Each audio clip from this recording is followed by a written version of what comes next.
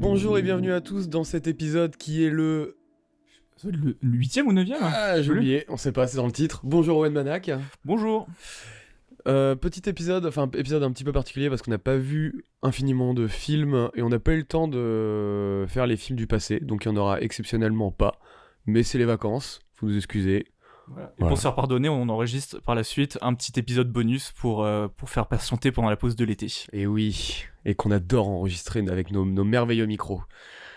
Mais on va quand même parler de films. Est-ce que tu peux tous me les dire ? Ouais, alors on va commencer par Une zone à défendre. Ensuite, on va faire The Master Gardener, ou juste Master Gardener. Ouais. Ok. Mission Impossible 7, partie 1, Dead Reckoning. Et on va finir par Oppenheimer. C'est ça. Et toi, tu vas regarder... tu vas parler de Limbo. Je vais parler de Limbo, ouais. Qui est un film sur la danse d'origine brésilienne. Pas du tout, c'est un jeu vidéo avec un enfant. Putain. Et non, ce n'est rien de tout ça. Et non, c'est bien plus glauque. Enfin, même si le jeu Limbo... oui, il était pas mal glauque aussi. Glauque, il est pas mal, ouais. On peut commencer aussi sur le vin, parce que cette fois-ci, ce n'est pas du rouge, attention, on est des fous. Attends, on innove, pour la première fois on va boire du blanc, et pas n'importe quel blanc, c'est un blanc pétillant, genre c'est un pétillant naturel, qui s'appelle le spontané. Donc voilà. Pour la première fois, toutes mes caves étaient fermées, du coup c'est un vin que vous pouvez retrouver à Monoprix. Enfin, en tout cas moi je l'ai trouvé à Monoprix. Ok, super. Et on peut entamer direct avec Une zone à défendre. Ouais, alors je pense que c'est moi qui ai préféré. C'est sûrement toi qui as préféré, je regarde juste le réalisateur, parce que c'est pas n'importe qui en plus. Cogitor, voilà, Romain Cogitor. Ok, je connais pas ce mec-là. Voilà quoi. Non, Une zone à défendre. Photographe à la base, qui vient du théâtre aussi. Ok, tu vas continuer à m'interrompre ? Ouais. De quoi que ça parle ? Zone à défendre. Zone à défendre, ça parle d'une ZAD qui est là pour empêcher la construction d'un barrage.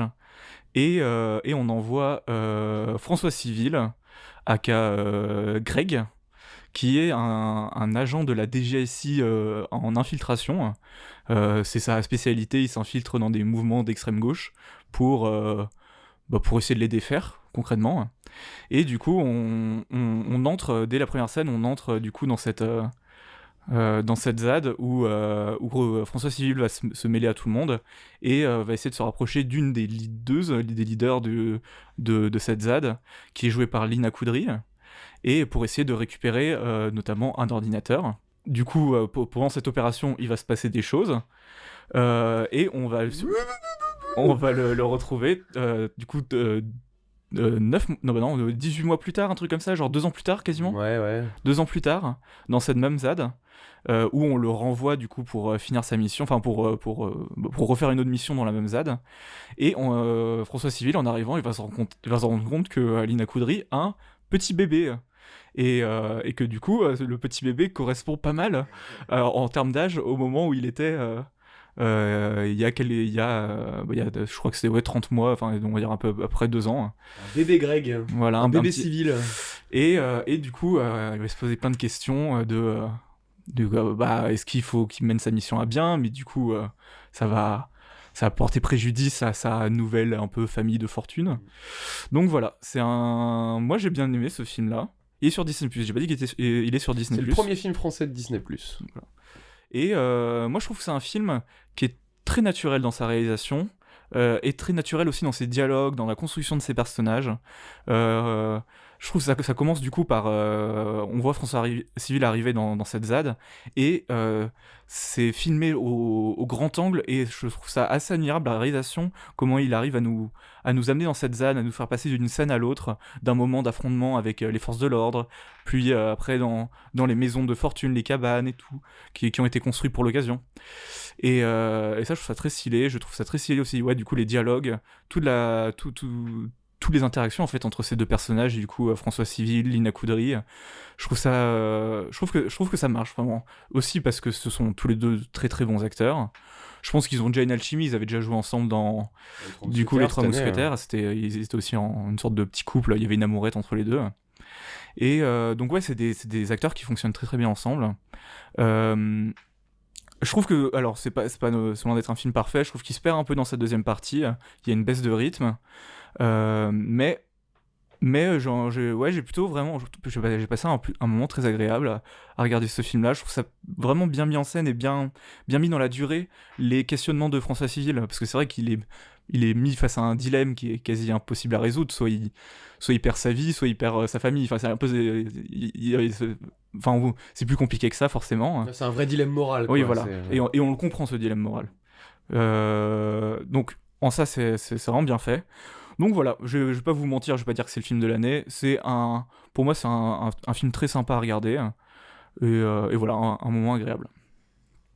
Oui, je serais peut-être un peu plus dur, même si en soi, c'est plutôt un film que je recommanderais. Enfin, je dirais pas forcément de sauter dessus, mais c'est un film qui se laisse se regarder. Je pense que la force du film, et ça tombe bien parce que c'est son cœur, c'est ses personnages qui sont très bons. Enfin, je veux dire, autant dans l'interprétation que dans les dialogues, que effectivement les dilemmes de chacun et tout ça. Je trouve que tout ça fonctionne vraiment bien. Et enfin, oui, c'est solide quoi. Moi, la mise en scène, elle me pose un peu un souci dans le sens où le début du film, je trouve que c'est une très bonne idée ce que tu décris, le grand angle et tout ça. Surtout pour moi, la référence évidente, c'est The Revenant avec ce truc-là de la nature et ces mouvements de caméra-là, de la guerre, hein, tout ça. Enfin, des plans longs. C'est pas un plan séquence comme dans The Revenant, mais c'est des plans longs qui laissent la place à l'environnement. C'est ça. Et je me dis, c'est intéressant parce que The Revenant, s'il utilisait cette courte focale, c'était pour mettre au même niveau les humains et la nature dans le cadre. C'était pour que les deux fassent une harmonie. Et comme on arrive dans une ZAD, je trouve que c'est cohérent avec ce propos-là, avec ces gens-là qui sont là pour défendre la nature. Et en plus de ça, ce procédé-là fait que ça nous met tout de suite dans une ambiance de guerre, quoi. Et ça fait que dès le début, le film est assez clair sur cette idée de ce que font les policiers. Enfin, la guerre, c'est un bien grand mot, mais c'est violent ce qu'ils font, vraiment. Ce sont des combats, quoi. C'est ça, c'est des affrontements. Et qui sont plutôt bien foutus, je trouve, globalement, en tout cas dans la première partie. Le film va finir par complètement abandonner cette logique-là. Je ne comprends pas pourquoi. Et surtout qu'il le fait pas pour je sais pas, pour quelque chose, j'ai l'impression, de signifiant. J'aurais trouvé ça logique au fur et à mesure que le personnage de François Civil soit bloqué dans son dilemme, qu'on passe peut-être justement à de la longue focale, et puis donc longue focale ou du coup avec, je sais pas comment on peut expliquer pour ceux qui, bref, plus de flou, plus resserré, là où la courte focale c'est vraiment fait pour les paysages quoi en gros, et pour que ça se resserre en même temps que l'étau se resserre sur lui, et ça le fait pas. Donc j'ai du mal à comprendre cette mise en scène qui d'un seul coup devient beaucoup plus banale, voire plutôt mauvaise par moments. Je trouve la course-poursuite en voiture elle est franchement mauvaise. Elle est pas très intéressante. Ouais, et plutôt pas bien filmé quoi. Donc voilà, j'ai des vraies limites là-dessus, mais je trouve pas ça honteux non plus. Je trouve que c'est dommage effectivement que cette mise en scène se simplifie. Je trouve que c'est pas spécialement cohérent avec ce qu'il voulait nous raconter, mais elle devient pas complètement débile non plus, et et il a pas perdu ses yeux pendant le film quoi. Je veux dire, ça reste Cogitor. Ça reste bien en fait, je dirais que c'est un film bien produit en fait, moi plutôt. Je trouve que c'est un peu un film de plateforme en fait, je crois. Je me dis au cinéma, j'aurais peut-être été un peu plus virulent en fait, je pense. Ouais. Si je l'avais découvert en salle. Je pense que je me serais un peu fait chier. Là, j'étais content de temps en temps d'avoir mon téléphone un instant pour scroller un peu.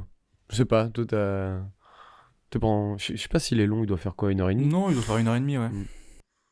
Non, toi t'as pas eu d'ennui ou J'ai pas. Si, moi je trouve qu'il y a une baisse de rythme en fait, surtout sur peut-être on va dire le dernier acte. J'aurais bien aimé qu'il y ait une remontée en tension et qu'on revoie peut-être des affrontements, qu'il y ait vraiment des scènes de tension. Et en fait, le dernier acte est beaucoup plus lent, beaucoup plus étiré que le reste du film.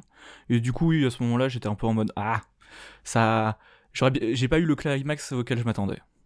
Ouais, moi j'aime plutôt bien la fin, la toute fin. Je trouve que c'est plutôt joli en plus. Enfin, je veux dire, c'est pour le coup là aussi c'est très sobre, mais c'est déjà un peu plus cohérent, je trouve, avec ce qu'il nous dit. Mais oui, la baisse de rythme, effectivement, le fait qu'on perd les affrontements, effectivement, ça aurait peut-être permis un peu plus de peps, un petit peu de rappeler un peu ce que c'est. Même s'il y a quand même un moment où François Civil se tape. Et il met des bonnes bastos, hein. Il se défend bien, François. Comme dans Les Trois Mousquetaires aussi, on remarque, vu que les scènes d'action dans Les Trois Mousquetaires sont vraiment très bien, hein, Owen. Bon, voilà, de toute façon, on savait qu'on parlerait pas beaucoup de ce film. T'as autre chose à Non, rajouter j'ai pas autre sur chose à ce dire. truc-là. Il y a un truc quand même parce que je sais que moi, beaucoup de gens autour de moi avaient un peu cette peur-là. Je sais pas ce qui a suscité cette méfiance envers le film.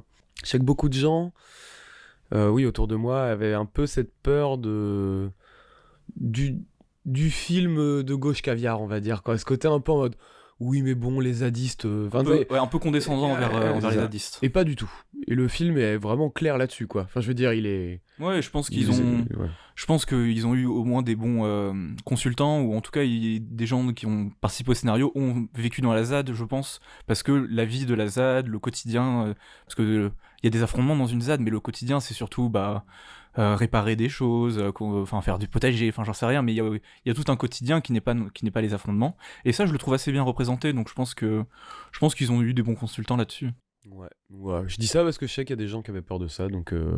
Après je dis ça, j'ai jamais fait de ZAD, mais Oui, moi non plus, mais c'est ni cliché, ni. Oui, voilà. Je sais pas comment dire, ça les regarde pas de haut, quoi. Ouais. C'est pas méprisant, voilà.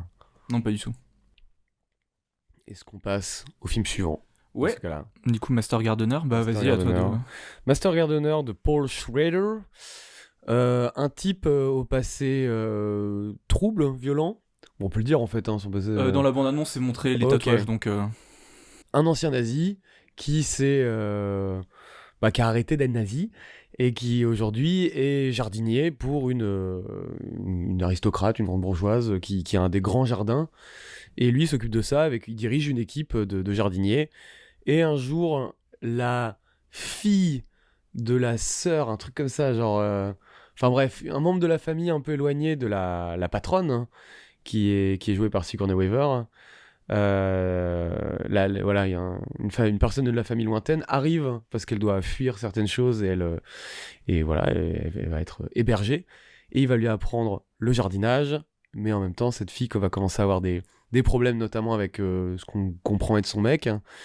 Et lui, il va pas aimer ça, et on comprend que la violence de son passé va peut-être ressurgir. Voilà. Et voilà. Est-ce que tu veux... Non, je commence ?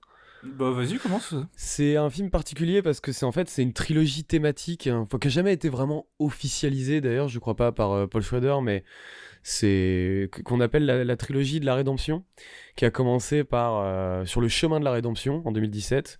Le titre français est pas terrible parce qu'il il est déjà en pleine rédemption, le personnage, donc c'est Force Reformed en anglais.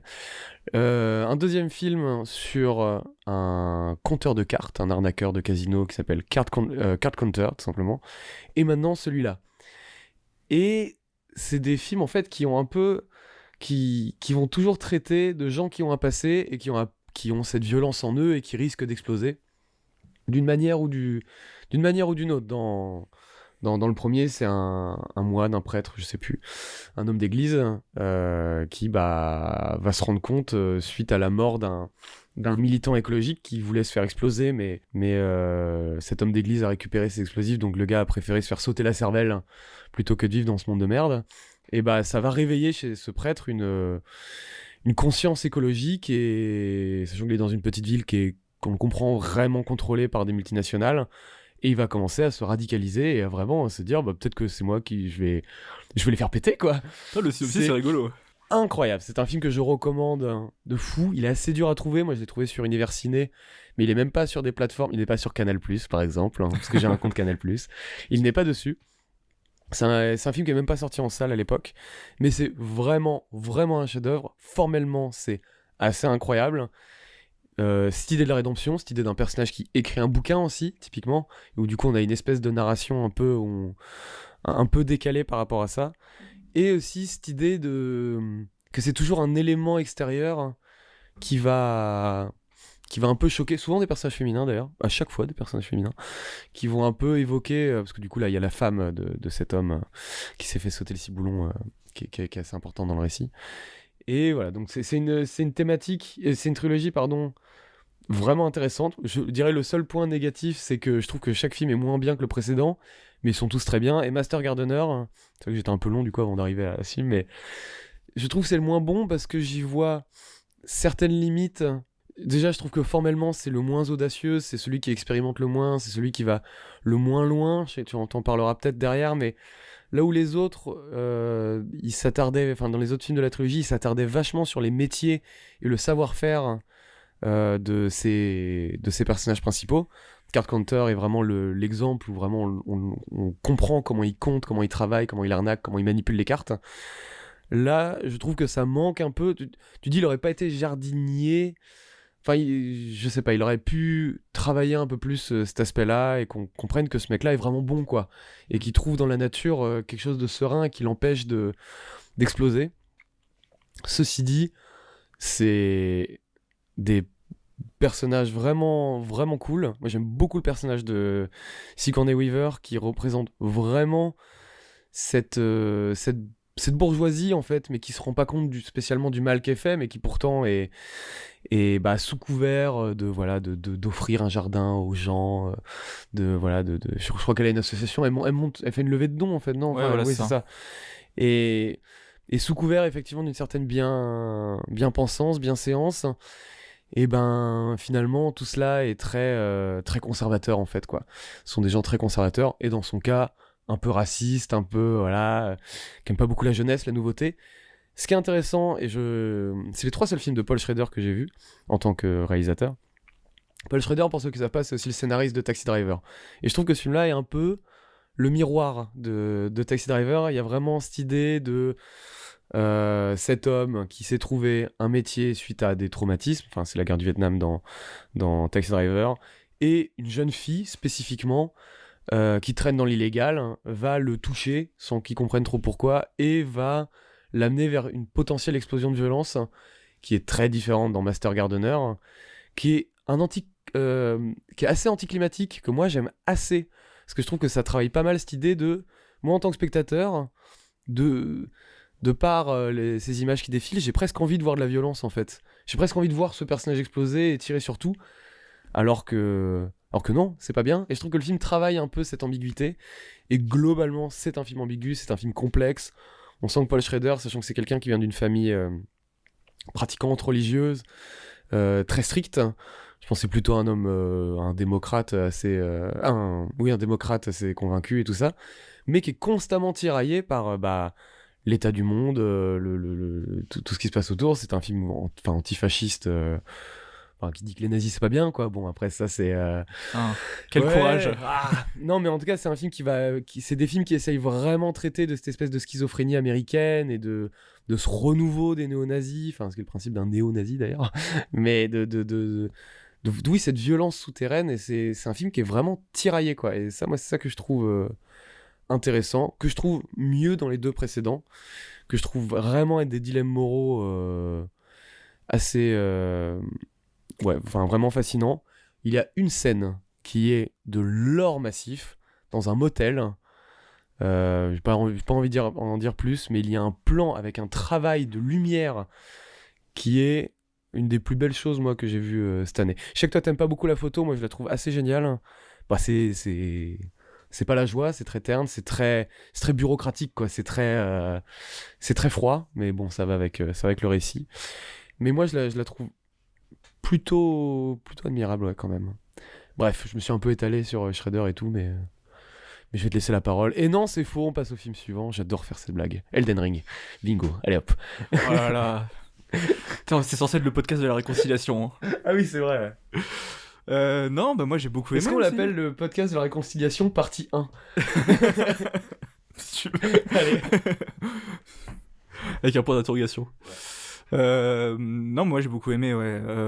J'aime beaucoup l'écriture des personnages. Je trouve que, tu disais que c'était complexe, et oui, c'est complexe, mais sans nous perdre. C'est complexe parce que tu peux pas écrire une histoire d'un ancien néo-nazi qui devient ami avec une. Du coup, t'as pas dit, mais c'est une métisse noire.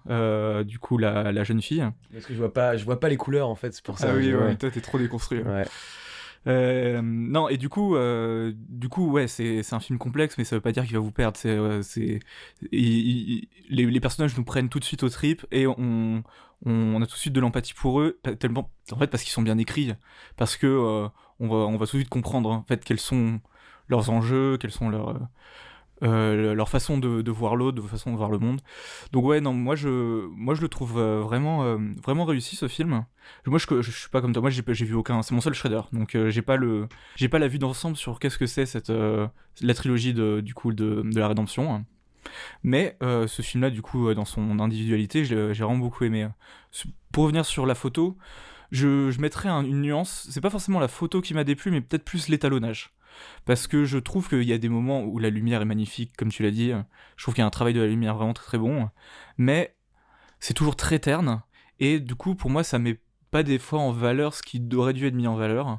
Comme par exemple, on passe beaucoup de temps dans un jardin, mais il est jamais et on nous dit tout le temps qu'il est magnifique, que c'est un des plus grands jardins de, je sais pas, en tout cas de la région, je sais pas, peut-être de l'État aux États-Unis, mais on nous le montre jamais comme étant beau. Et ça rejoint un peu ce que tu dis, dont on le voit pas souvent travailler, on le voit pas souvent travailler la terre, même si on entend beaucoup parler de plantes. D'ailleurs, ça c'est un truc que j'ai beaucoup aimé. On aime bien dans ce podcast-là dire que les voix off souvent c'est de la merde. Et là, Ah bon? j'ai l'impression qu'à chaque fois qu'on parle d'une voix off, c'est pour dire oh elle sert à rien. Ah oui. Ils auraient pu ne pas la mettre, ça aurait été le même film. Et non, celle-là est géniale. Ouais. Celle-ci est vraiment très très bien. Elle est parce qu'en fait c'est les notes qu'il écrit, parce qu'il tient un carnet. Le personnage principal, du coup on n'a pas dit, il est joué par Joel Edgerton, je crois, Ouais, c'est ça. qui est un super acteur. Et du coup, il tient un journal où il parle de son jardin, de comment les fleurs poussent, à quel moment les planter, à quel moment les couper. Donc, et à chaque fois, il fait un parallèle avec ce qui se passe en ce moment dans sa vie.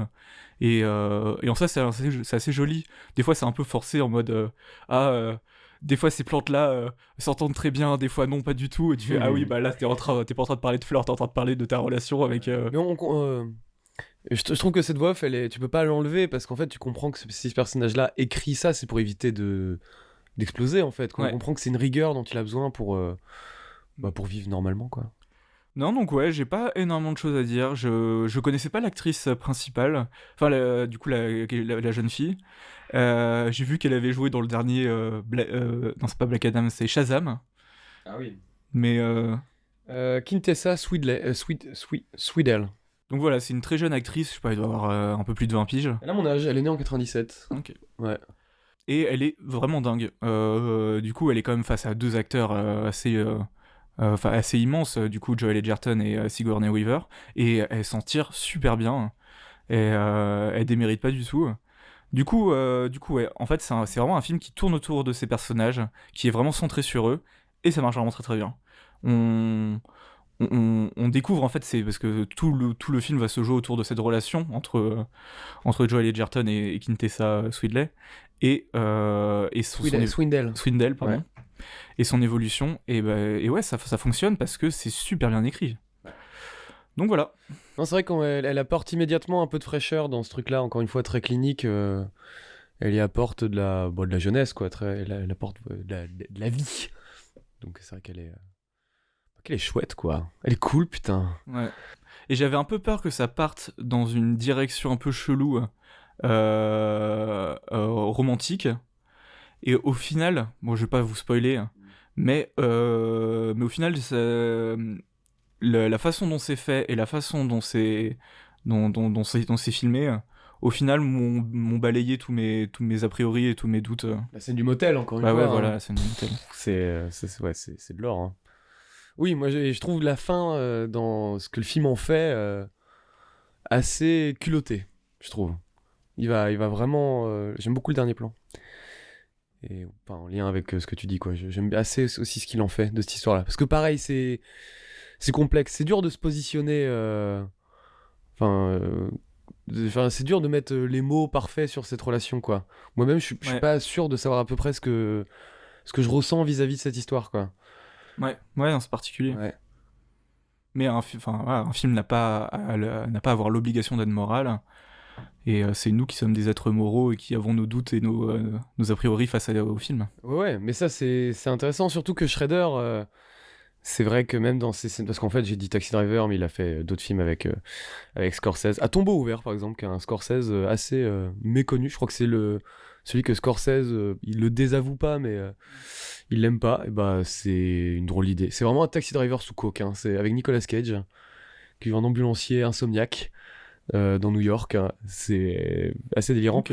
Mais là où Scorsese est vraiment un réalisateur de la morale, c'est vraiment un réalisateur moralisateur, Scorsese.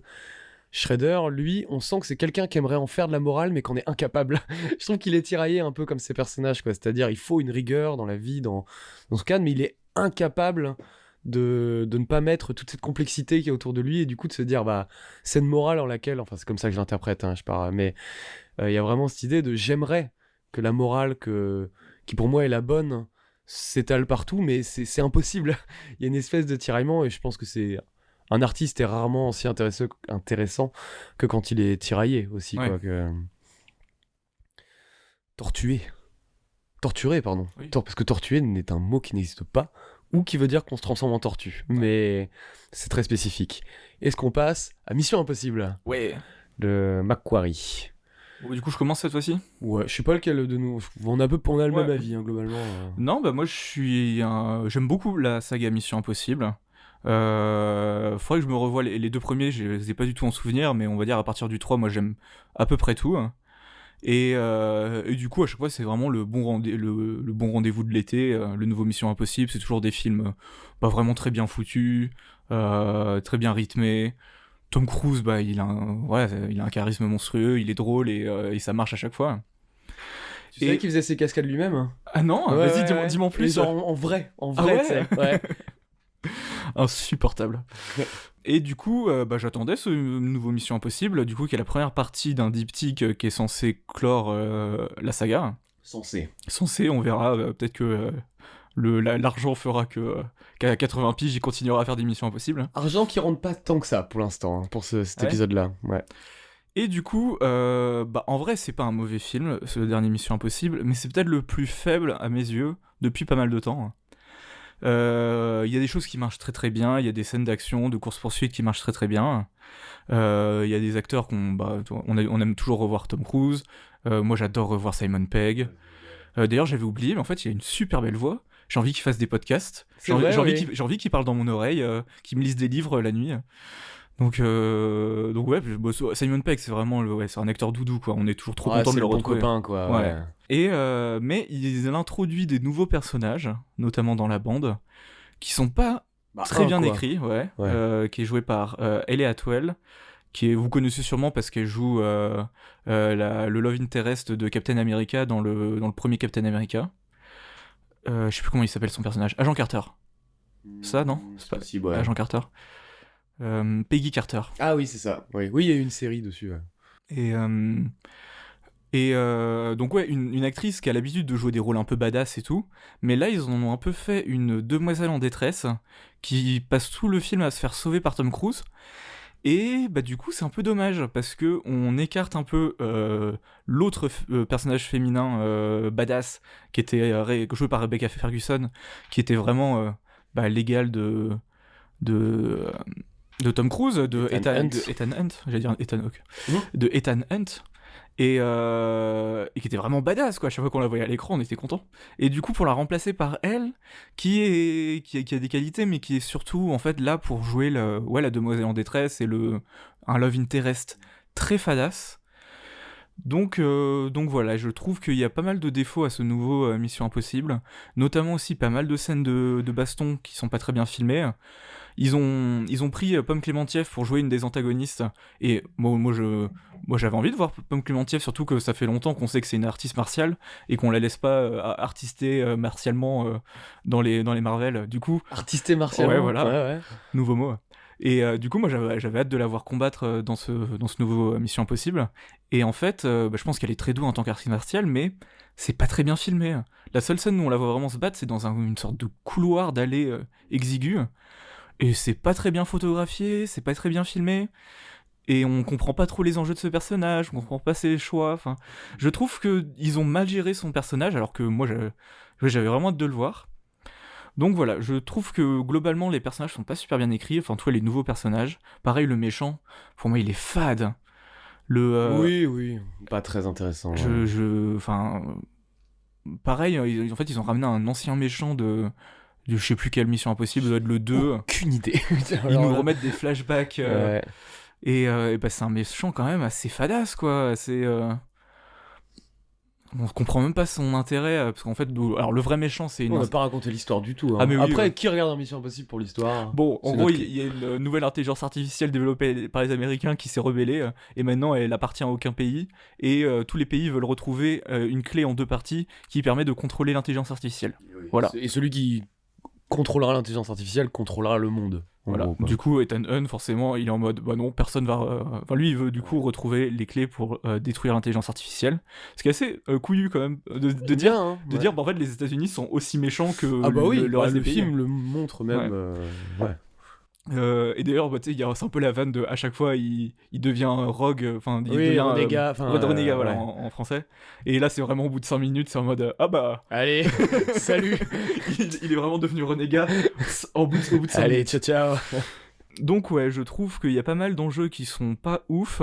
Alors, après, je dis ça, en vrai, ça reste du born artisanat parce qu'il y a des thunes, parce que c'est la saga Mission Impossible.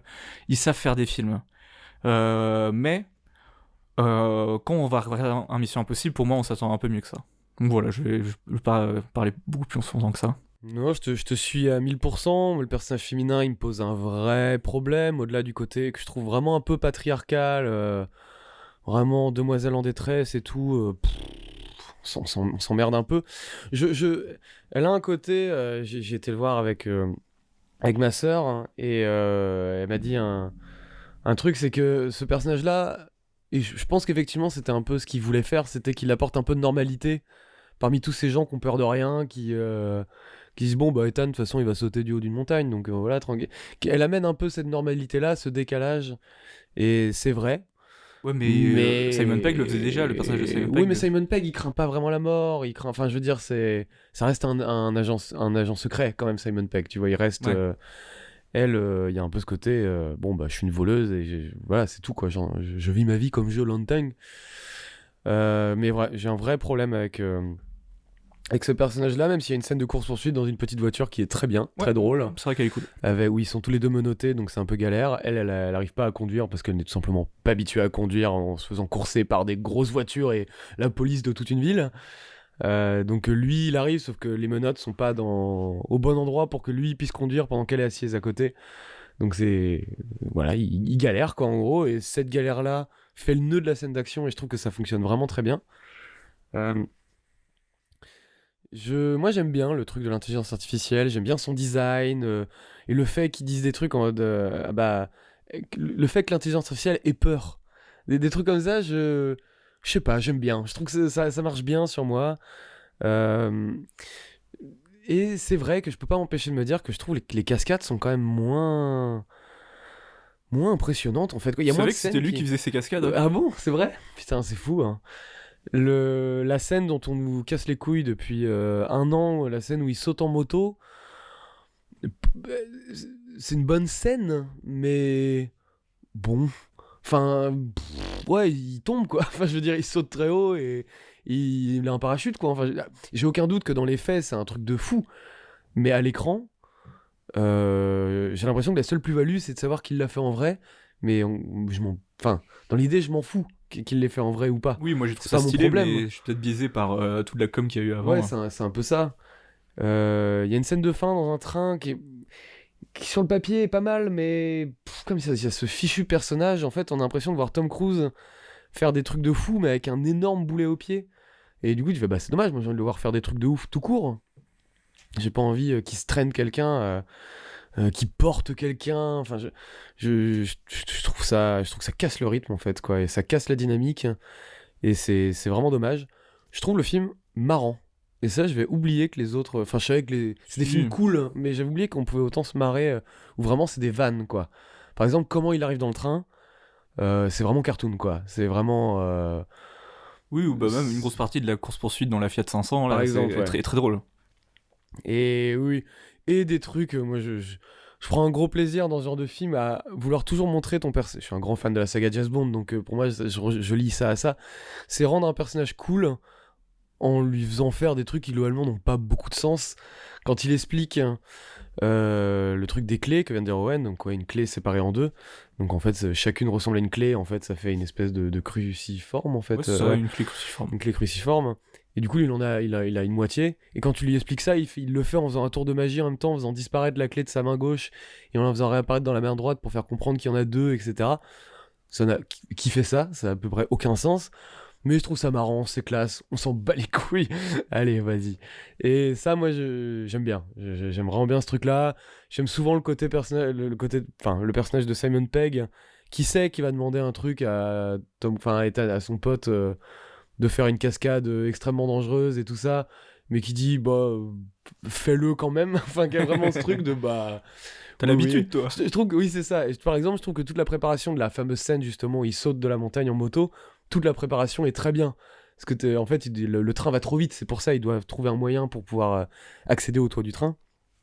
Et vraiment, où tu le vois lui dire non, mais va tout droit, va tout droit. Et tu le vois, du coup, se diriger vers l'énorme montagne. Et tu fais ah, d'accord, ok, c'est là que ça nous mène, quoi.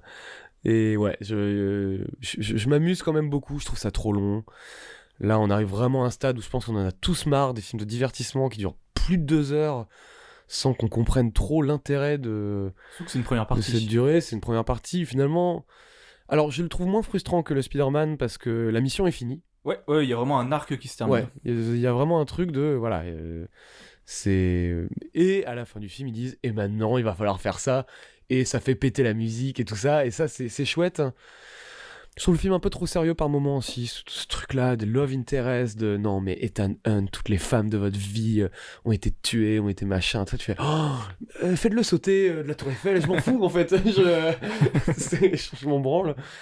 Et je trouve ça très très cérémonial, et très chiant en fait du coup, quoi. Vraiment je m'en moque et je trouve que ça alourdit le film. J'ai hâte de voir la suite quand même, hein. Parce que je me dis peut-être que du coup dans la suite ils vont faire péter les curseurs, quoi. Et c'est ce que je le souhaite. Mais sachant que je suis comme toi, j'aime beaucoup cette saga, moi. J'aime surtout beaucoup à partir du 4, t'as dit à partir du 3, moi le 3 pour moi c'est le moins bien, d'assez loin, mais voilà, chacun son point de vue. Si on aime les photos télévisuelles, j'imagine qu'on peut apprécier le 3, mais en tout cas, moi à partir du 4, il sourit. Il me déteste. Moi j'aime bien le 3. Ouais. C'est pas le meilleur. Hein, Non, c'est pas le meilleur, non. Après, le 2 est pas très bon non plus, mais le 2 a aucun sens, donc c'est quand même très marrant. Je crois que c'est le seul que j'ai pas vu. Hein. Ah ouais, bah il a globalement aucun sens, mais c'est bien pour ça, du coup. Mais ouais, mais mon préféré est peut-être le 5. Je trouve qu'il a quelque chose de très classieux, en fait, le 5, dans sa globalité. Et c'est la présentation du personnage de Rebecca Ferguson, qui est vraiment un personnage que j'aime beaucoup, et que je suis vraiment triste qu'on voit pas plus dans, Par contre, je galère toujours avec dans les cet noms. épisode. Hein. C'est Rogue Nation, parce le qu'il y a- 5. Ouais, attends, il y a Dead Reckoning, Rogue Nation. Ghost Protocol, Ghost c'est le 4. Protocol. Et le 7, c'est Fallout. Fallout, yeah. Et 1, 2, 3. Voilà. Ok. Ils sont pas foulés. Non, mais je trouve que c'est une saga qui est, mine de rien, souvent rafraîchissante. Effectivement, je suis content d'avoir Mission Impossible dans mon été. Parce que il y a un vrai savoir-faire. Macquarie, je sais pas si c'est un grand réalisateur. Enfin, je suis même à peu près sûr de l'inverse.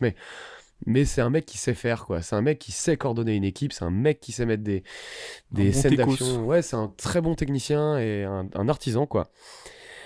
Et ça, on aime, quoi. C'est un mec qui a fait un film qui s'appelle Jack Reachers, là aussi avec Tom Cruise. Ah, je l'ai pas vu Avant. celui-là. J'ai vu la série, mais pas... Ah, elle est bien la série? Moi, je trouve ça sympa. Ok. Avec John Krasinski. Et ben le film a ses défauts, hein, notamment le combat final que moi je trouve pas très intéressant. Par contre, la scène d'intro est dans mon top 5 des scènes d'intro. Vraiment, je la trouve exceptionnelle. Sur un sniper. Voilà, Mission Impossible. Bon, on en a dit plus de mal que de bien finalement, mais parce qu'en fait, ils mettent tellement haut le niveau pour les précédents que là, il y a vraiment un truc de bah. Après, encore une fois, j'ai pas passé un mauvais moment. Moi. Moi non plus. Mais bon, je vais dire un truc horrible. Mais pour moi, cette année, Fast and Furious 10 a été un meilleur Mission Impossible que Mission Impossible. Ah. Oh, je sais pas. Je sais. Ah, non, peut-être pas quand même. Non, parce que Mission Impossible 10, sa longueur, moi je la sens vraiment. Pour moi, j'enlève. T'as fait un mix des deux, t'as dit Mission Impossible 10. Ah ouais, merde. Non, Fast and Furious 10, pour moi, je peux lui enlever 1 heure sans aucun problème. Oh non. Mission Impossible, je dirais pas, j'enlèverais pas 1 heure. Mais non, Fast X, non. J'irai pas jusque-là. Peut-être parce que j'ai moins d'attente quand je regardais un Fast and Furious. Peut-être Du coup, ça, ouais. du coup, je le prends. Quand je suis content, je le prends à 2000%, quoi. Je suis encore plus surpris quand c'est bien. Mais pour le coup, ouais, Fast X, en termes de générosité, il a pris le bouton et il l'a éclaté tellement il l'a mis loin. Et voilà. Mais par contre, Fast X, lui, la mission n'est pas finie. Après, est-ce que tu te rappelles ce que c'est que la mission? Parce que pas moi, mais... Enfin, Non. ouais. Bah, Il fuit Jason Momoa, quoi. oui, c'est ça. Ouais. Bah écoute, rendez-vous pour Fast 11 et pour Mission Impossible 7 partie 2. C'est l'année prochaine ou c'est. Là, avec la grève et tout ça, là, c'est... Pour moi, quand tu fais un film en 2 parties, tu fais en sorte qu'il sorte l'année suivante, la deuxième, non? Bah même... Tu me diras Dune, ça fait 3 ans, mais bon. Ouais. Mais ouais, mais genre, ouais, Pirates des Caraïbes 3, il était sorti un an après le 2, par exemple. Ouais, mais ils étaient tournés en même temps. Bah démerdez-vous, faites ça, hein. Qu'est-ce que tu veux que je te dise? Moi, je pense que Dead Reckoning a été tourné en même temps aussi, hein. Et de ce que je sais, Fast and Furious aussi a été tourné en même temps. Ok. On passe Au film de merde, là. au gros morceau. Oppenheimer. Est-ce que tu veux... Je te laisserai peut-être commencer, parce que... Bon, je pense que c'est toi qui as préféré, non? Oh, oui. J'ai même pas vu la note que t'as mis, j'imagine que t'as mis 10. Oui. Ok, moi j'ai mis 9, en vrai, ça va. Et je... Pour moi, il se tape avec After Sun, je ne sais pas. Je suis tiraillé, mais je... Ouais, mais. Vas-y, commence. Mais oui, du coup, il y a peu de suspense sur ce que j'en ai pensé, effectivement. Ouais. Du coup, le dernier d'un petit réalisateur que vous connaissez sûrement pas, mais qui s'appelle Christopher Nolan, qui du coup sort son gros blockbuster biannuel. Bah, c'est pas un blockbuster, hein, techniquement. Hein. 100 millions. Hein. Bah, c'est pas un blockbuster. Hein. 100 millions, c'est pas. c'est pas considéré spécialement comme un blockbuster. Et surtout, c'est pas un blockbuster. Enfin, je veux dire, c'est pas un film programmé pour être une locomotive. Oui, bon, ça. C'est voilà. Tu pinailles là. Ouais. Sa nouvelle grosse production, si tu veux. Oui. Oppenheimer, qu'on attend depuis pas mal de temps, du coup, je sais même pas par quoi commencer. Bon, je vais dire de quoi ça parle. Oui. Ça parle de... comment il s'appelle déjà? Oppenheimer. Hein. Non, mais son prénom. Cillian Murphy. Non. Ah, lui. Je sais plus. Il y a un J. On sait pas ce que c'est. Bon, Oppenheimer, qui Ouais. est un scientifique américain à qui on a donné la direction du projet Manhattan. Du coup, c'était à Los Alamos pour fabriquer les premières bombes atomiques. Robert Oppenheimer. Ça marche. Et du coup, le film va suivre à plusieurs moments de sa vie. On va le voir du début où il est étudiant jusqu'à après la Seconde Guerre mondiale, et surtout en fait toute la partie aussi à Los Alamos où il va construire la bombe. Le film va surtout en fait traiter les enjeux politiques et les convictions politiques de Oppenheimer, et en quoi ces convictions-là comment ces convictions-là vont être considérées par le gouvernement américain, parce que du coup Oppenheimer était communiste, ou en tout cas, même si au bout d'un moment il a arrêté de dire qu'il était communiste, il avait un passé et un attachement aux pensées socialistes. Il a créé des syndicats dans ses universités et tout, et du coup les États-Unis vont l'utiliser pour fabriquer la bombe atomique, puis après essayer de l'enterrer en utilisant du coup son communisme. Le macartisme, quoi. Ouais, c'était au moment du macartisme, du coup après la Seconde Guerre mondiale, les années 50, tout ça. Et essayer de l'enterrer, quoi, de renier tout le travail qu'il avait fait. Et c'est un film qui est ultra dense, qui aborde plein de sujets, parce que là j'en ai parlé d'un des sujets, mais ça parle aussi de la morale, de qu'est-ce que, quand t'es un simple humain, à quel moment tu vas décider de développer une bombe qui peut anéantir plus de 100 000 personnes en une fraction de seconde. Ils font pas mal le rapprochement avec Prométhée, avec ce truc-là de... C'est le nom du bouquin, c'est un Prométhée américain, je crois. Ouais, en gros, c'est Prométhée, c'est la biographie. Le héros grec qui a apporté le feu aux hommes, et du coup les dieux l'ont banni. Et donc là c'est un peu ça, c'est Oppenheimer qui va apporter une arme qui le dépasse, et qui dépasse même n'importe quel humain. Il va le donner dans la main de gouvernement. Et donc il y a tout ce côté moral de... est-ce que c'est une bonne idée de faire la bombe, parce que s'ils la font pas, les nazis vont la faire avant eux. Enfin, il y a tout ça. Donc voilà, on va suivre. C'est très centré sur Oppenheimer, il est quasiment dans chaque plan. Et on va suivre du coup le petit Hopi, parce qu'ils arrêtent pas de l'appeler Hopi. Je trouve ça mignon. Hopi dans ses doutes, dans ses relations avec les personnes qui l'entourent, que ce soit ses amantes, ses femmes, ses amis, ses collègues, les généraux avec qui il travaille, enfin voilà, les gouvernements américains. Et en fait, c'est méga compliqué de résumer le film, hein, parce que ça apporte tellement de choses. Et puis c'est une narration tellement particulière, Ouais. parce que le film continue après qu'il ait réussi à créer la bombe atomique. Oui, Enfin, le il film continue s'arrête pendant pas une là. heure. Ouais, oui, sûrement, ouais, un truc comme ça. Donc c'est dur à résumer. Puis ça fait des sauts dans le temps. Dès le début, en fait, on va commencer à voir ce qui s'apparente à être un procès. Les parties en noir et blanc, pour ceux qui n'ont pas vu le film, mais qui ont vu qu'il y avait des parties en noir et blanc, c'est du point de vue d'un autre personnage dont on va être obligé de parler, qui est joué par Downey Jr. Ouais. Et les parties en noir et blanc sont quelque part un peu des scènes de son point de vue, quoi, et qui est quelqu'un Ok. qui a régulièrement travaillé avec Robert. Bon, je finis rapidement mon avis, après je te file la Vas-y, parole. vas-y. Mais du coup, globalement, les acteurs, formidables. Il n'y en a pas un seul qui est mauvais. Déjà, le casting 5 étoiles, j'ai un peu la flemme de tous les énumérer, mais bon, on va Il y a dire tout le monde. Florence Pugh, Matt Damon, du coup, Cillian Murphy dans le rôle principal. Fantastique. Robert Downey Jr., qui est du coup à contre-emploi, enfin, de ce qu'on connaît d'habitude, on va dire. Fantastique. Mais moi, j'ai envie de voir plus de Robert Downey Jr. dans d'autres rôles que. Ah, c'est bien parti là, hein, de toute façon, là c'est bon, il est. Parce que c'est vrai que pendant plus de 10 ans, enfin facile 15 ans, il a joué qu'un seul rôle.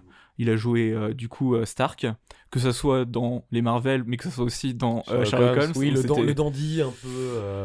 un peu toujours second degré, Ouais. toujours. Mais torturé dans le fang. Ouais. Et donc là, ça fait vraiment plaisir de le voir dans un rôle mais vraiment trop bien. Mon Florence Pugh, moi je suis un peu amoureux, je suis biaisé, chaque fois que je la vois je suis content.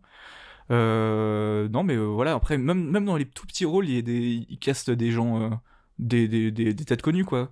Il y a Dan Diane, on en parlait il y a quelques temps, qui est l'acteur principal de Chronicle, qu'on voit pendant quelques plans, mais du coup et pareil pour plein d'autres acteurs. Il y a l'acteur qui joue Yui dans la série The Boys, pareil on voit sur 3 plans. Et donc non, le casting est monstrueux, les acteurs sont vraiment très bons. L'image est magnifique. C'est peut-être pour moi, c'est la photo peut-être la plus racée, la plus chiadée, enfin non pas la plus chiadée, la plus marquée qu'a fait Nolan depuis pas mal de temps. Je la trouve très belle. En fait, moi vraiment le gros point c'est le montage. Le montage est fou pendant 3 heures. Vous n'allez pas vous ennuyer, hein, le film dure 3 heures, mais c'est 3 heures où vous allez retenir votre respiration, quoi. C'est vraiment... le montage est énervé, mais précis, chirurgical, et ça pendant 3 heures, c'est magnifique. Et bah voilà. Oui, bah pour moi c'est vraiment un grand film. Moi, Nolan, je fais très clairement partie on va dire des fans, j'aime pas ce mot-là, mais T'es voilà. un Nolan Zouz. Je suis un Nolan Zouz. Non, mais pour moi c'est évident que c'est un des grands, et comme dès que quelque chose devient populaire, t'as un peu l'air con quand tu le dis, mais on parle quand même de quelqu'un qui a une force de frappe. Il y a à peu près personne aujourd'hui qui a à ce point la capacité de ramener des gens uniquement par son nom, quoi. Effectivement, peut-être Tarantino, quoi, mais Nolan préféré? moi, mon préféré, c'est Inception, parce que c'est un film important pour moi. Par contre, je pense que son meilleur, c'est soit celui-là, soit Dunkerque. Et pour moi, c'est ces deux-là, c'est ces deux grands films, et pour moi, ils le sont pour la même raison. Je suis d'accord avec tout ce que tu dis. Moi, je trouve que c'est un film, et c'est pour ça que je tiquais un peu sur le côté blockbuster, parce que c'est un film qui est sur le papier, qui est pas impressionnant, quoi. Enfin, je veux dire, dans l'idée, je veux dire, c'est un scientifique, quoi. Donc, bon, certes, il fait un truc qui fait une explosion, mais je veux dire, c'est une scène, hein. Et sinon, c'est 3 heures de gens qui parlent. Donc, c'est sur le papier, c'est pas un film qui est impressionnant. Et pourtant, quand tu le vois, c'est vraiment un opéra, quoi. Mais je vais te dire ce qui. J'ai pas parlé de la musique, mais... Ah oui, bien sûr. Bah, Ouais, tu m'en parleras. oui, peut-être. Mais moi, ce qui me fascine vraiment avec ce film-là, et je n'ai pas 50 personnes en tête dans l'histoire du cinéma qui ont réussi à faire ça, c'est créer son style de narration à lui, unique. Peut-être des gens comme Terrence Malick ont réussi à faire ça, mais cette narration, cette manière de faire des histoires, cette logique pour raconter des histoires, n'appartient qu'à ce film, quoi. Et tu parles du montage, mais parce que c'est évident, c'est un film qui moi je vois ça comme un geste, un seul et unique. Ce film est un geste unique qui ne s'arrête jamais, qui s'arrête que quand le stylo s'enlève de la page, quoi. C'est un trait, ça ne s'arrête pas, et c'est pour ça moi, à partir de là, on peut même pas enlever ne serait-ce qu'une image, quoi, parce qu'on est vraiment dans un seul mouvement, quoi. Et c'est pour ça que d'ailleurs que ça s'arrête pas au moment de la bombe atomique, et c'est pour ça, c'est un mec qui a toujours voulu jouer avec le temps, et ça je vais y revenir, mais là où dans ses autres films, on va dire qu'il travaillait au corps le temps, c'est-à-dire que soit il le conceptualisait dans Memento, donc Memento, le film commence par une scène sur deux, part de la fin et va vers le début, et une scène sur deux, et au début et va vers la fin, et tout ça se rejoint au milieu de l'histoire. Le milieu de l'histoire, du coup, c'est la fin du film. Donc soit il le conceptualise, soit il le théorise dans Inception, où la première heure, mine de rien, ne sert qu'à expliquer les règles et à dire comment le temps passe selon les différents paliers de rêve. Interstellar, il en fait un vrai outil scénaristique aussi. Et Dunkerque, qui a cette idée que on va suivre une semaine les gars sur la plage, un jour les gars dans l'eau, sur les bateaux, et une heure le gars dans l'avion.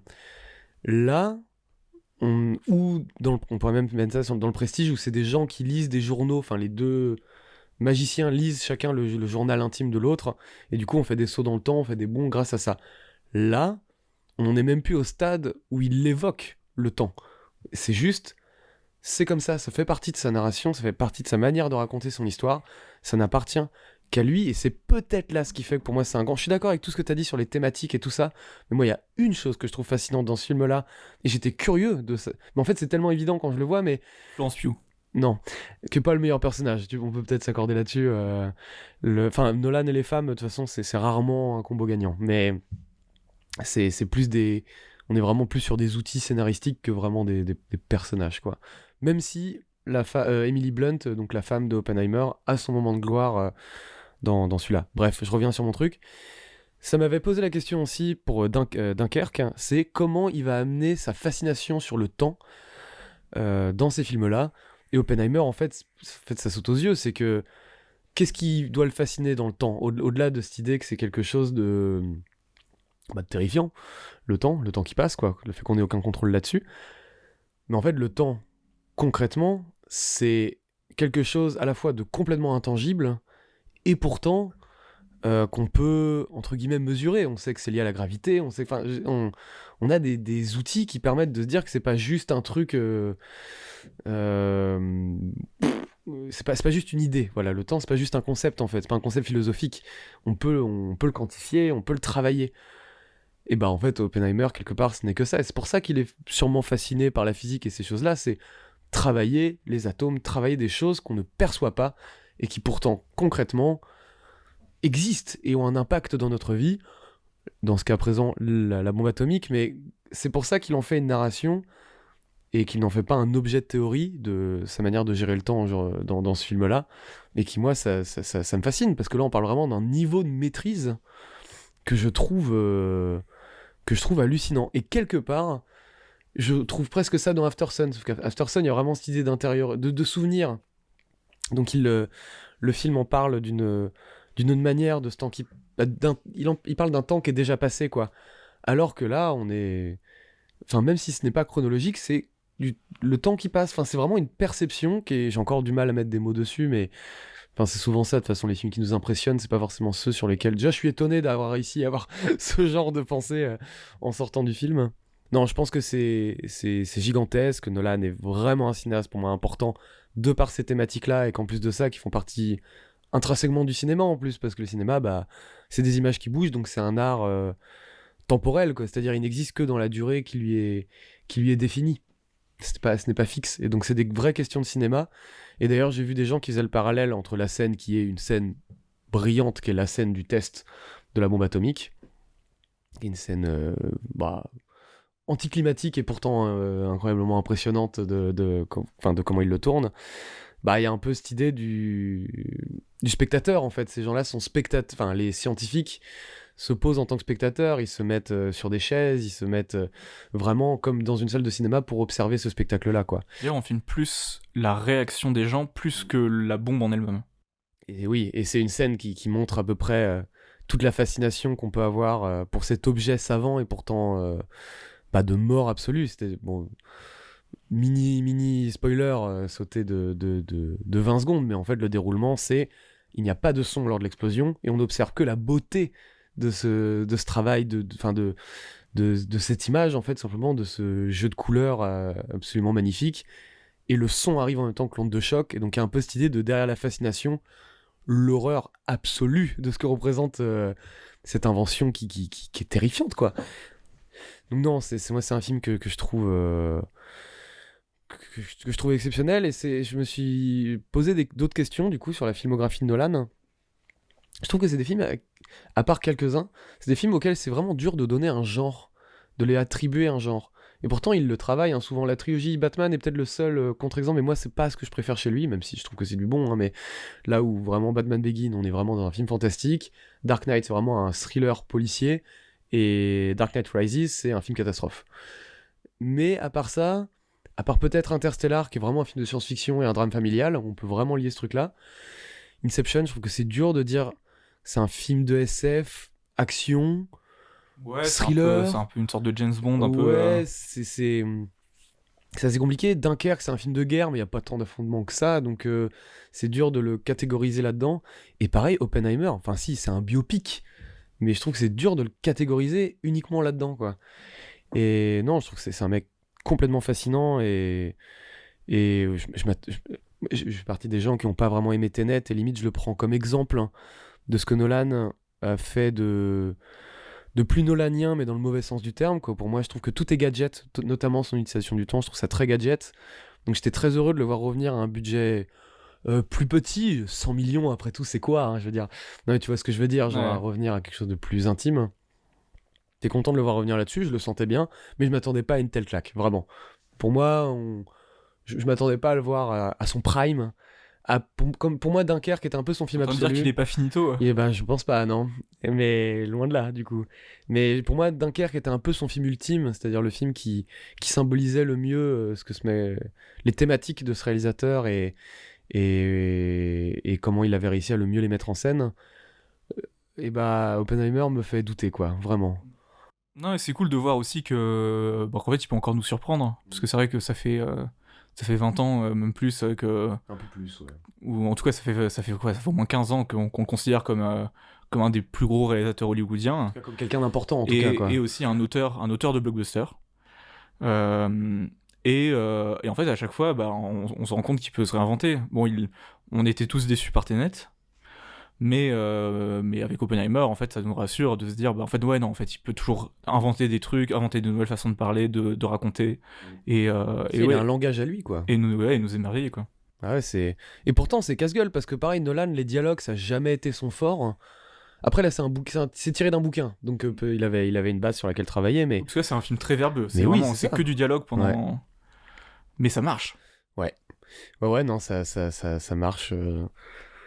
Ça marche de fou. Je saurais même pas trop à quoi comparer ce film, quoi. Non, pour moi, c'est brillant, c'est dans les meilleurs films de l'année, c'est dans un des meilleurs films qui a été fait récemment, c'est brillant. C'est un génie.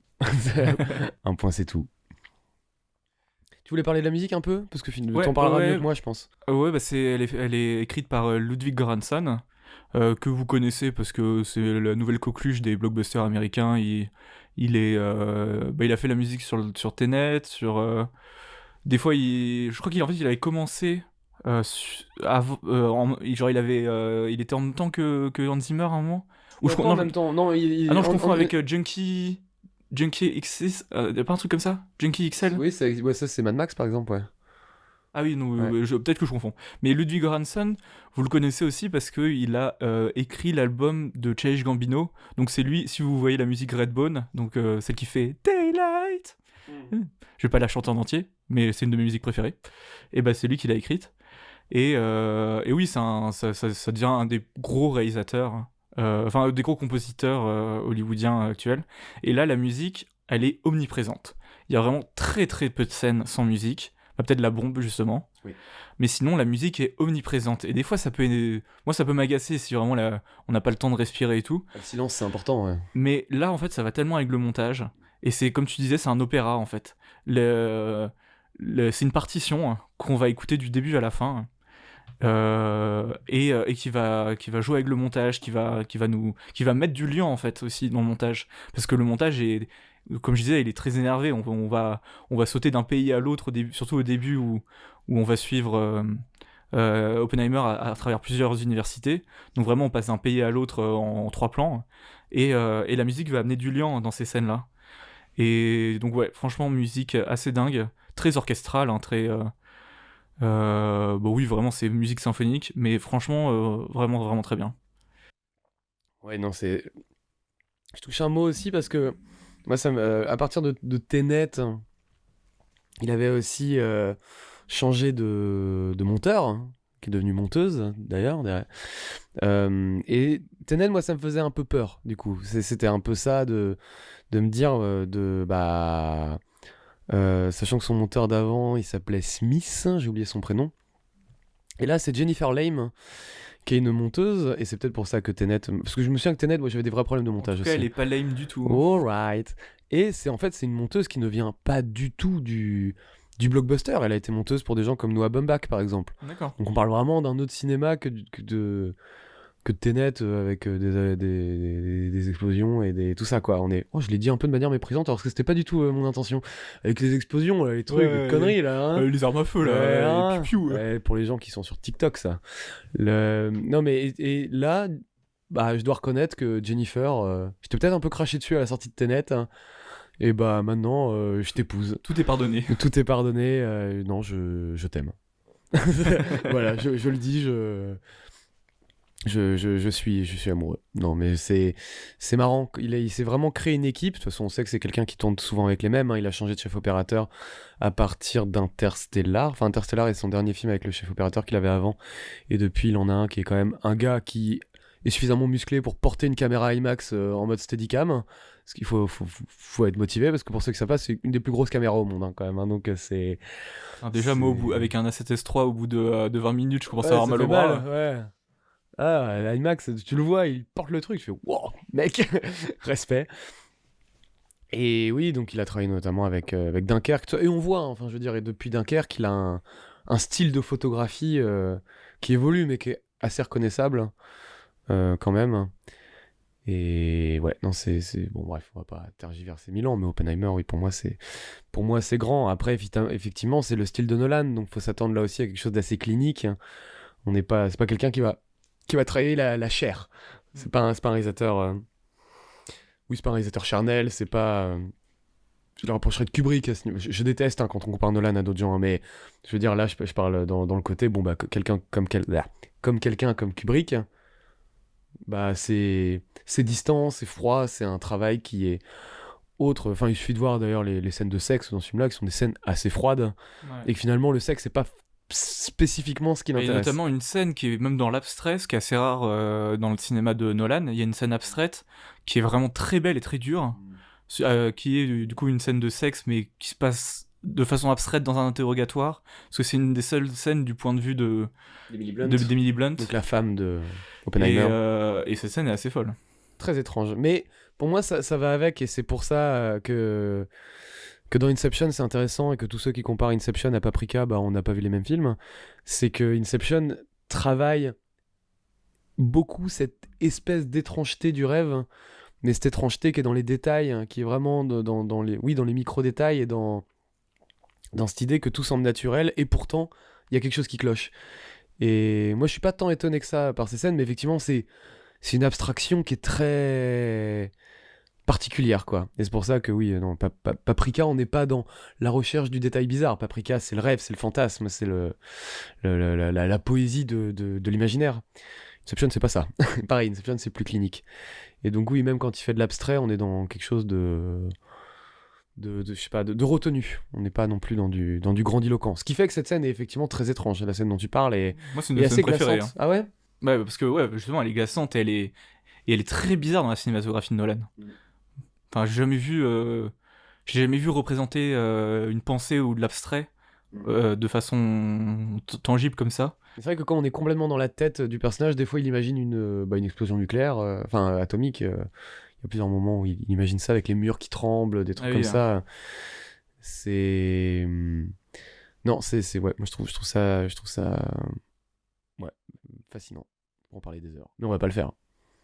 Je vais vous parler rapidement de Limbo. Limbo, qui est un film hongkongais d'un réalisateur dont je vais vous trouver le nom pendant que je vous parle, qui est un film qui ne transpire pas la joie également, de... Oh là là, je vais écorcher son nom. Zichi. Pourquoi pas. Et qui est un polar qui raconte tout simplement comment un flic va retrouver la personne qui a tué sa femme en bagnole. Mais quand je dis retrouver, cette personne-là est sortie de tôle et il va l'utiliser comme appât pour retrouver un tueur en série qui règne et qui notamment tue des femmes et leur coupe la main gauche. Et voilà, donc pareil, truc moral en mode ce flic-là, vraiment salopard, mais en même temps sa femme a tué sa femme, etc. Donc tout ce truc très beaucoup de gens l'ont comparé à Frank Miller, et effectivement cette idée d'une morale assez déviante et perturbante. C'est un film, moi je trouve qu'il y a des vrais problèmes de scénario, mais que j'aurais du mal à ne pas recommander, parce que déjà je trouve que l'affrontement final est une scène assez formidable. C'est un film en noir et blanc, et qui a vraiment cette espèce de mélange entre modernité et... on est dans un film noir, quoi, donc on a... Et blanc. Oh, avec tous les codes du coup du film noir, je trouve qu'il a du mal à trouver un équilibre entre je sais pas si c'est du néo-noir, mais je veux dire cet équilibre entre le film classique et ce qu'il y a eu après, donc des films beaucoup plus durs et qui allaient vraiment beaucoup plus frontalement dans les sujets, là où les films de l'âge d'or étaient souvent des films qui traitaient quasiment tout le temps de sujets sociaux, mais où le social n'était pas prévu à la base, on va dire. Il y a vraiment cette idée d'un personnage tertiaire qui va symboliser quelque chose et qui va faire comprendre quelque chose à un flic, alors que lui, il faisait juste une mission comme une autre, en fait. Là où, dans ce qu'il y a eu après, on était souvent dans cette idée de c'est pas une mission comme une autre. Dans Seven, on sait dès le début que ce n'est pas... Enfin, les policiers comprennent dès le début que c'est pas une enquête comme une autre. Et voilà. Et lui, il a un peu le cul entre deux chaises, entre ces deux choses-là. Je le dis pas vraiment dans le bon sens du terme, parce que je trouve qu'il a du mal à trouver son rythme et son atmosphère. Mais de fait, effectivement, ça donne des images assez incroyables, parce qu'on est vraiment sur un film tourné en numérique. Enfin, j'ai pas vérifié, mais j'ai pas trop de doutes. Et qui a un travail du noir et blanc qui lui appartient vraiment. On aurait pu en parler d'ailleurs pour Oppenheimer aussi, mais parce qu'il y a quand même une caméra qui a été créée pour ce noir et blanc. Parce que c'est une caméra IMAX, et la caméra IMAX n'est pas... La pellicule IMAX est prévue pour la couleur. Donc ils ont dû créer une pellicule et la caméra qui va avec pour le noir et blanc. Mais bref, là, voilà. Et donc, bref, voilà. Vous voulez un polar noir, sombre, ténébreux, et Limbo fait très bien ce travail. Je suis pas sûr qu'il aille beaucoup plus loin que ça, mais ça reste un bel objet, et moi je le recommande pour ça. Ouais. Est-ce que on passe au reco autre ? Le vin est très bon, parce que du coup beaucoup, on est comme des cons à boire du vin rouge alors que c'est l'été. Et ben là ça rafraîchit. Ouais. Avec le petit pétillant là, franchement ça fait plaisir. J'ai vu qu'il y avait un goût de pomme, je l'ai pas sorti. Moi non plus, c'est pas... tu m'aurais pas dit, j'aurais peut-être pas... Mais non, très frais, très bon. Mais je peux faire semblant de l'avoir senti si tu veux. Et de la pomme ? Je pense qu'il y a de la pomme. J'ai la ref. Oui, c'est vrai. C'était les tontons flingueurs, pour ceux qui l'avaient pas... Non, alors moi j'ai une reco, j'ai découvert une troupe de comédie musicale, de musicals américaine qui s'appelle Star Kid. Où en fait c'est des gens qui se sont rencontrés à l'université et qui ont fait pour leurs potes, genre en projet de fin d'année pour leurs potes de fac, ils ont fait une parodie de Harry Potter, ça s'appelle A Very Potter Musical. C'est sur YouTube, sous-titres français, et c'est fantastique, c'est super drôle. Et du coup, en fait, comme ça a méga bien marché, je crois que ça a genre 18 millions de vues sur YouTube. Et du coup, ils ont fait la suite, ils ont fait A Very Potter Sequel, et après ils ont fait A Very Potter Senior Year. En fait, chaque année, ils faisaient une nouvelle comédie musicale. Les trois sont trop bien. Et en fait, c'est devenu vraiment après une troupe professionnelle, où ils ont, il y a des gens qui sont arrivés, il y en a qui sont partis, mais globalement, on revoit les mêmes têtes à chaque fois. Et ils ont fait des trucs vraiment fantastiques, que ça soit des parodies, ils ont fait une sorte d'Aladin, mais du point de vue de Jafar, où tu te rends compte qu'en fait Jafar c'est un mec super sympa, et que c'est Aladin le gros connard. Ouais. Et c'est trop bien. Et ils ont fait plein de trucs, je vais pas tous les faire, mais allez, vous tapez Star Kid, ils ont un site internet et ils ont une chaîne YouTube qui s'appelle Team Star Kid, oh putain, j'arrive plus à parler, et où vous pouvez trouver toute leur comédie musicale. C'est déjà tu peux voir l'évolution de moyens entre le moment en 2009 où ils étaient étudiants et ils avaient zéro thune, à maintenant où ils sont professionnels, ils ont des super captations et tout, même des beaux décors. Et non, c'est tout le temps drôle, c'est parfois émouvant. Donc voilà, Star Kid, comédie musicale, c'est génial. Moi, je vais vous recommander la série Severance, qu'un copain me recommande depuis très longtemps, qui est une série qui est assez acclamée, qui est sur Apple TV, et vous avez accès à ça par Canal, par Canal+, et j'ai Canal+. Je sais pas si je l'ai déjà dit. Connard. Et de quoi que ça parle, c'est des gens, enfin une entreprise en gros a créé un concept, c'est-à-dire on te fout une puce dans la tête, et quand tu vas au travail, et ben tu oublies tout ce qui est à l'extérieur, et inversement, du coup, quand tu pars de ton lieu de travail, et ben, tu oublies tout ce qui s'est passé sur ton lieu de travail, et c'est vraiment, c'est un ascenseur, mais je veux dire, ça marche pour, c'est vraiment délimité géographiquement. Voilà, t'as une zone où tu es la personne à l'intérieur de ton travail, et il y a la personne que tu es à l'extérieur. Et c'est pour ça, Severance, dissocié, j'imagine, on pourrait traduire ça comme Je sais ça. pas, je connais pas la traduction. Je vais chercher si tu veux. Mais oui, enfin, en tout cas, ce serait le bon terme, quoi, dissocié, quoi. C'est incroyable. C'est Ben Stiller qui réalise 6 épisodes sur 9. Il joue pas dedans. Il est vraiment unique. Il est producteur, bien sûr. Et c'est une première série. Le gars, c'est sa première série, c'est sa première création à lui, c'est son premier bébé. J'en suis à la moitié. C'est effroyablement bien écrit. Ça traite de plein de sujets. Et ah ouais, rupture, Severance. Bon, on va garder dissocié parce que c'est plus proche de. Non, mais parce que par rapport au thème de la série, c'est plus. Enfin, rupture. Ouais, bref. C'est assez fascinant parce que la série va à la fois dans tous les thèmes qu'elle doit explorer, voire beaucoup plus que ce que j'avais imaginé, sans aller dans le grossier. Et pourtant, c'est une série qui a une esthétique ultra marquée et des décors assez fous, mais vraiment, il a vraiment créé son monde, son univers. Et c'est fascinant. C'est trop agréable à regarder. Voilà. Severance sur Apple TV+, via Canal. Mon code Canal d'ailleurs est... Ouais, moi j'ai une dernière reco. Hier, Non On avait dit qu'une seule. Hier, je suis allé voir un spectacle de drag queen sur le thème de Alain Bachung. Et je suis un très grand fan d'Alain Bachung. Et j'aime bien les shows de drag. J'en ai pas vu non plus énormément, mais j'aime bien regarder Drag Race France quand ça sort. Et j'étais en cherchant des spectacles pour aller avec ma daronne du coup sur Paris, je suis tombé sur ce truc là et ça m'a vraiment intrigué.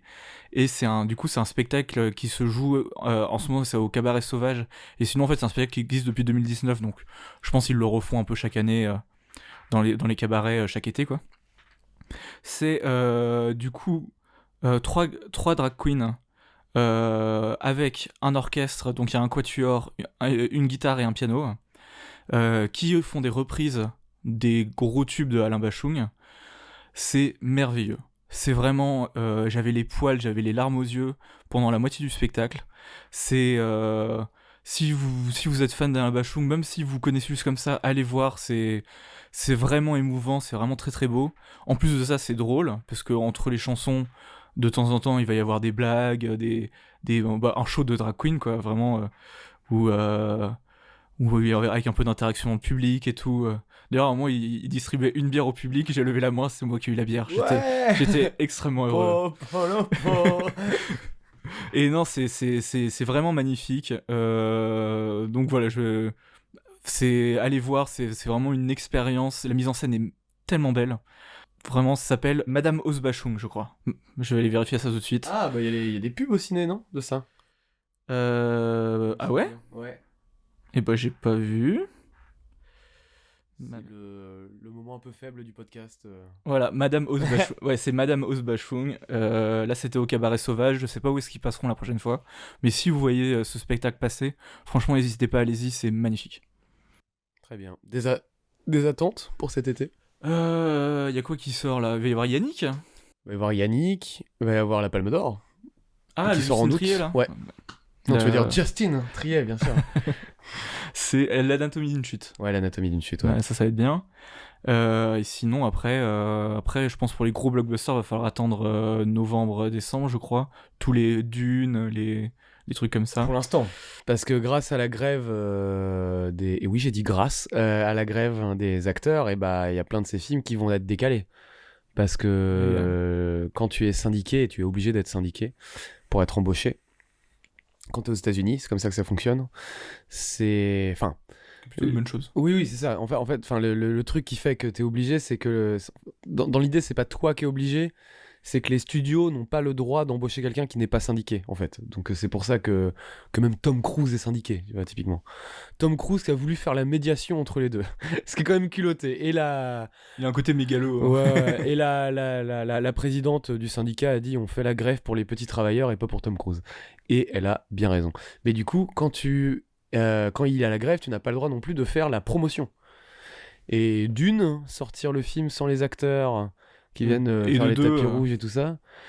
Ouais, Ouais, elle est drôle cette blague. Hein. Ouais, j'arrête. Désolé, je m'excuse. Et donc, bah, ça pourrait être repoussé à cause de. Enfin, grâce. Grâce, je sais pas. En fait, je suis content qu'il y ait la grève, mais effectivement, moi d'une deux, je l'attends. Hein, mais. Cinévent, ça fait pas grève, nous on n'est pas des Nous, on fait feignasses. pas. On n'est pas Eh. des assistés. Allô. Non, mais c'est une très bonne chose en plus, cette grève, hein, parce que ça la fout au cul au studio qui était quand même en train de dire on va les laisser crever de faim et puis ils reviendront vers nous. Enfin, en parlant des scénaristes, on va les laisser crever de faim et ils reviendront vers nous parce qu'ils sont obligés. Et les acteurs, 2 jours après, allez vous faire foutre et va dire ça aux acteurs. Va faire un film sans acteurs, va faire la promotion de tes blockbusters sans les acteurs. Donc c'est une très bonne chose. Et ça fait que maintenant on voit des manifs avec des stars et des scénaristes main dans la main aux États-Unis et c'est une très bonne chose. Dans le cul, les studios. J'ai vu que le seul studio qui peut continuer pour l'instant c'est A24 parce qu'ils ont accepté tous les points que les syndicats avaient demandé. Donc c'est les seuls à qui les syndicats ont autorisé de continuer les tournages. Il y a eu 39 films qu'on a autorisé la production et effectivement il y a tous les films A24 du coup. En fait c'est pas vraiment c'est pas à A24 on a dit vous c'est ok. Ah oui, On a dit les oui, films... c'est par film en fait. C'est ça. Les films que vous nous avez mis sur le tapis, on accepte. Et il y a 39 films. Et que des films indépendants d'ailleurs, hein, évidemment. Il n'y a aucun blockbuster là-dedans. Voilà. Ah si, moi il y a... mais je crois qu'on en avait déjà parlé, mais en fait il sort en août. Il y a... j'ai oublié le nom, mais c'est le nom du bateau. Et du réalisateur dont j'ai oublié le nom aussi. Du mec qui avait réalisé Scary Stories. Oui, ça va être le truc sur Dracula. Et, ouais, c'est ça. Comment il s'appelle Nosferatus techniquement du coup, mais... c'est Dracula. C'est Nosferatus. Et Nosferatu d'ailleurs pour le film de... T'es sûr de notre ça? ami allemand. Bah oui, parce qu'en fait c'est la scène dans le Nosferatu de... Putain, je commence à tout oublier, c'est pas vrai, ce réalisateur allemand qui a réalisé l'Aurore et tout ça, là, je vais devenir fou. Murnau, merci. Putain, c'est moi qui te... Ouais. C'est étonnant ça. Et du coup dans le Nosferatu d'ailleurs de Murnau, d'ailleurs le saviez-vous, ça s'appelle Nosferatu et non pas Nosferatus pour des questions de droit. Voilà, il avait pas le droit d'utiliser le terme Nosferatus. Et le film commence quand le bateau... Enfin, il y a une pause entre le moment où ils prennent son cercueil et où ils traversent je ne sais plus quelle mer, et ils arrivent à bon port, mais tout le monde est crevé. Et parce que Nosferatu a buté tout le monde, et en fait, là, c'est un film qui raconte... Le cas Déméter, c'est pas ça? Ah si, juste le Déméter. Le Déméter, ouais, c'est ça. Et bah, ça raconte tout simplement qu'est-ce qui s'est passé. T'es sûr que c'est pas Dracula? Pour moi, j'étais quasiment sûr que c'était Dracula. Bah, après, peut-être qu'ils vont dire Dracula parce que c'est ça qui a été popularisé par la suite. Mais en tout cas, de toute façon, Nosferatu, c'est Dracula, sans avoir eu les droits d'utiliser Dracula. Donc. Non, mais dans l'idée, oui, non, c'est Nosferatu, ouais. Mais voilà, moi j'attends beaucoup ce film parce que Scary Stories, au-delà d'avoir un titre de merde, est un vrai bon film d'horreur. C'est Dracula, hein, j'avais rêvé. Ouais, calmos. Hein. Oui, mais tu vois ce que je veux dire, c'est dans le film Nosferatu qu'il montre ce moment-là. Et oui, c'est le moment en fait où Dracula, entre la Roumanie et quand il arrive à Londres. Ouais, c'est ça. Et le moment où il arrive à Londres, et où il décime. Il y a le bateau est vide. C'est ça. Et donc là, ça va être ça. Bah, du coup, cool. Spoiler, on sait c'est la fin du coup. Hein. Non, mais je trouve ça super comme idée. C'est une très bonne idée. De dire un truc qui n'a jamais été écrit. On sait que ça arrivait, mais ça n'a jamais été écrit dans le livre de Bram Stoker. Bah, du coup, de montrer cet épisode-là. Ouais. Oui, et puis, mine de rien, enfin, c'est comme un peu Enfin, ça va être comme Alien de Ridley Scott, quoi. Tu sais, il y a un peu cette idée, t'es au bord d'un navire. Bon, dans Alien, c'est dans l'espace, mais cette espèce de huis clos, mais sur un truc qui bouge, donc il faut quand même prendre soin, s'occuper et tout ça. Et c'est chouette, un huis clos d'horreur sur un bateau. Enfin, je veux dire, Ouais. c'est une. Oui, C'est il y une avait la chouette idée. série The Terror qui était géniale sur des bateaux coincés dans l'Arctique et avec une grosse bébête Ok. en dehors du bateau. Ah, et bah. Je connais pas du tout. C'est sur quoi on y a accès par canal hein. Je pense que c'est sur Prime, si je dis pas de bêtises. Ça s'appelle The Terror, parce que c'est le nom du bateau. Ok. Ah, mauvaise idée du coup, parce que Ouais. ça donne pas envie de monter dessus. Enfin, un des deux bateaux, parce qu'il y a deux bateaux. Et c'est une histoire vraie, bah, du coup, qui a été romancée avec une grosse bébête en plus. Mais c'est une histoire vraie de vraiment deux bateaux qui se sont retrouvés coincés dans l'Arctique pendant plusieurs hivers. Ah oui, Oui, non, c'est la merde. vie de merde, ouais. Ah oui, Ouais. c'est la grosse Ouais, merde. ça l'était. Hein, ouais. Et du coup, Enfin, ça oui. l'hiver du coup. Et Plutôt, du coup, huis clos, avec chaque épisode, une bonne partie de l'équipage qui décède. Qui dit ciao. Il y a le jeu Obradine aussi, qui a un peu cette idée-là d'un bateau à qui il arrive. Ouais, ou c'est une Plein de enquête. couilles, hein. C'est une enquête sur Oui, un. c'est ça. Ouais. Tu mènes l'enquête. Pourquoi un bateau pourquoi tout le monde. Pourquoi le bateau est vide, quoi. Et du coup, tu vas te plonger dans les souvenirs grâce à des objets. Et du coup, en fait, tu dois classer les morts, en fait. Et comprendre qu'est-ce qui leur est arrivé. Et voilà. Ok. Bref. On a un peu divagué. Même quand on a que 4 films en commun et pas de films du passé, on fait 1h23. Voilà. En tout cas, d'enregistrer. Après, il y aura sûrement un peu de montage, mais je suis pas sûr qu'il y en aura beaucoup. Puis après, on va enregistrer notre épisode bonus. Oui, tout à fait, qui arrivera fin août. Un truc comme ça. Un truc comme ça. Eh bien, au revoir à tous. Ouais. Passez un bon été. Des bisous. Profitez de Caipirina sur la plage. Ciao.